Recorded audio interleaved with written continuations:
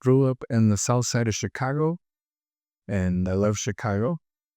But when I graduated from college, I was dating Joanne. We got married. We thought it would be cool to go work somewhere else.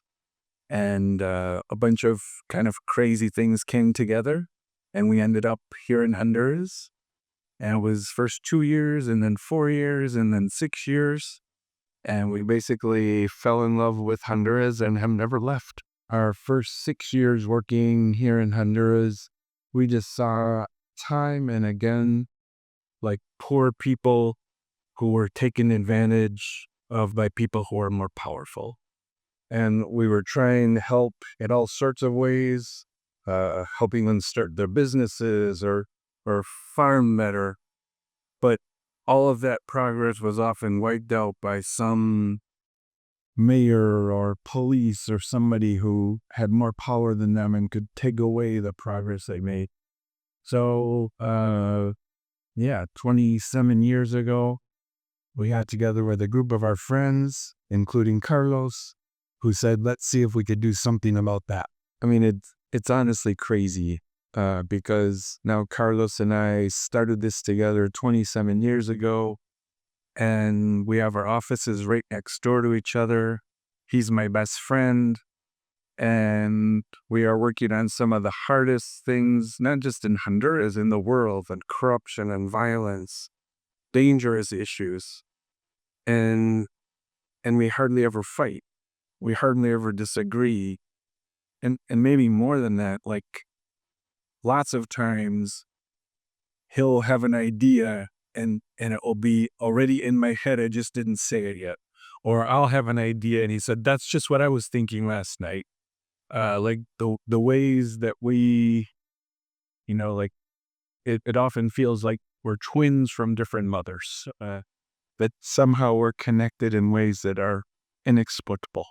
We have a friend, Nicholas Walterstorff, who's a Christian philosopher, and he's better at talking about these things than I am. But he says that he thinks the Christian piece probably doesn't make all that much difference in what we do, but it has a ton of influence in why we do it, like what motivates us. And that it seems right to me.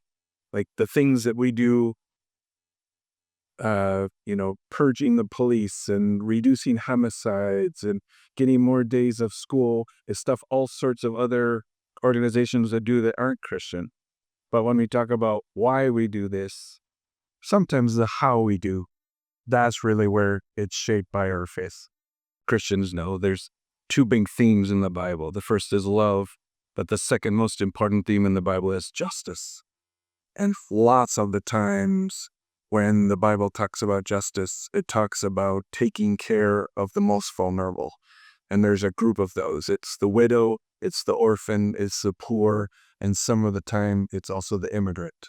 So those four, it's almost always those three, and sometimes the fourth are mentioned whenever the Bible talks about justice. So, it's the second most important theme in the Bible that makes it seem like it's very important to God. And out of that justice concept, it's taking care of the people who are most vulnerable in our society. And I think that's what ASJ is all about. It's about trying to live out God's call to do justice, and especially for the most vulnerable. When the poor are victims of injustice, injustice by definition is like somebody is taking advantage of someone else. So it's almost always people with more power, with more wealth, taking advantage of people with less power and less wealth. And so when we are trying to figure out what we're going to do, not only are we trying to improve the lives of those who are being victims, but it almost always is going to affect someone else because they are benefiting from what's happening.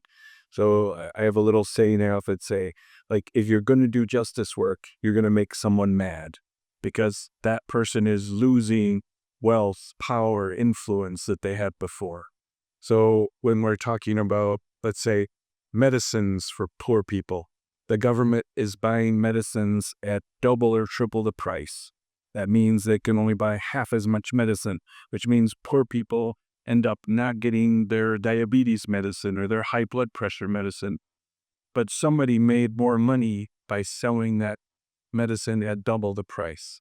So if we can get more medicine in the hands of poor people, it's going to make the people who were benefiting before mad. Maybe it's a little bit chicken and egg.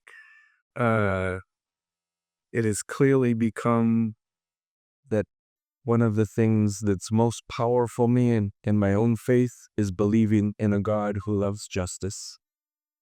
And that God who loves justice is what ends up motivating me to do what I do. So I don't even know, probably can't untangle anymore what comes first. But when I think about God and my faith, like the powerful thread that runs through all of that is a God of justice, a God who loves justice, a God who loves the most vulnerable. No, ASJ did not write this book. The book is 100% Ross's. Ross came down originally to write a short article about our Peace and Justice project, that we got to know him and we liked him and he liked us. And then he wanted to write like more of a feature piece for a magazine. We thought that was a good idea. And in the end, like 7 years later, he wrote a whole book. We think what we do is really important and we love to hear more, have more people hear about it. And we like to talk about it. And so we thought mostly that this was a great opportunity for people all over the world to hear more about our work, get someone else to write it for us.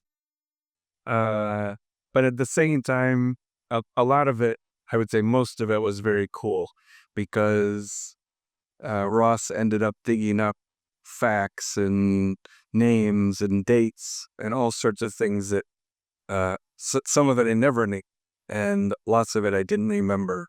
So in that way, it's amazing to have this record of things that we did 20 years ago that would have easily been forgotten.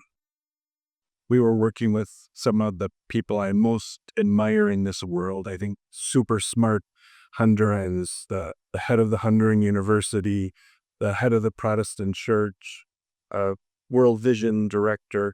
Like these were smart people, and we were doing this together. And I think we did it really well, and I'm really proud of it.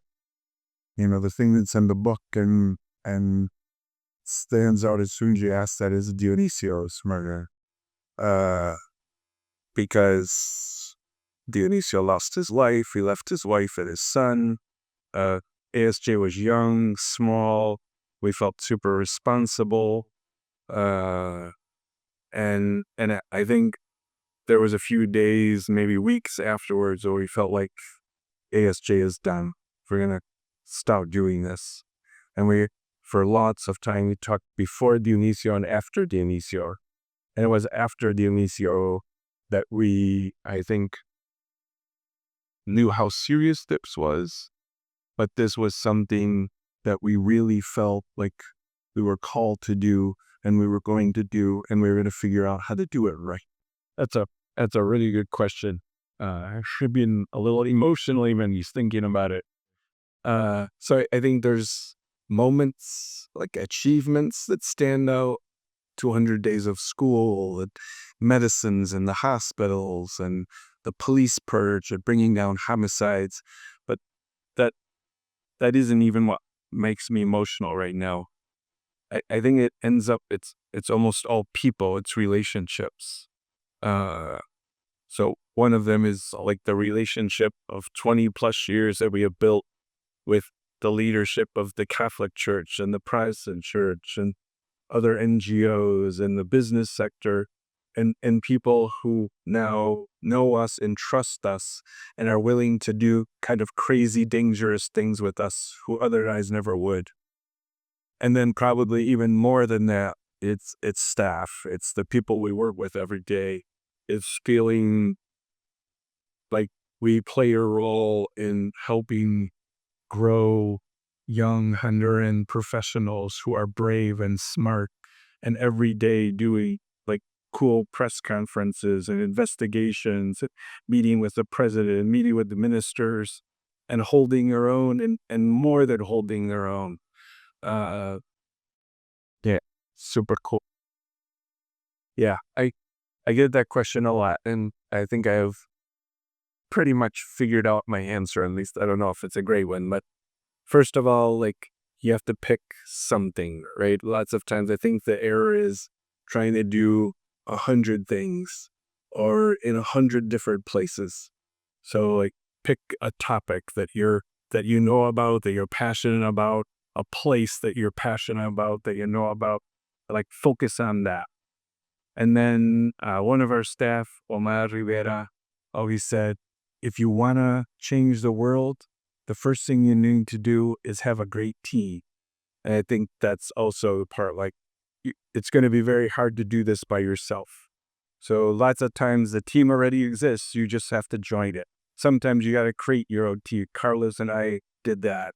But like focusing on one place, one issue with, uh, if you could have best friends, even better, but a group of people that's your team and you're going to get this done. I think you're 80% of the way just with those two things. Give us a call. Could do a Zoom call. We would love to help others. Like ASJ decided a long time ago, we're not going to try and create little ASJs around the world, but we would love to help other people do that. But I think you need to focus on one or two issues. You need to find some other cool people to do it with. And then we have, I think, a really pretty simple model. Like, you start out doing really good investigations, figuring out what's broken and how to fix it. And then you build an alliance around that topic. So who can you pull in that will help you have power and voice in whatever context you're in? And then you do communication. So like, how do you get this out there in the press, on TV, in the newspaper, and social networks? And then last, like, you got to lobby. You got to get to the people who make the decisions with that information, with that alliance, through your communications, so that they feel healthy pressure on them to do the right thing, to fix that problem. But yeah, we can talk a lot more about it when you Zoom call me.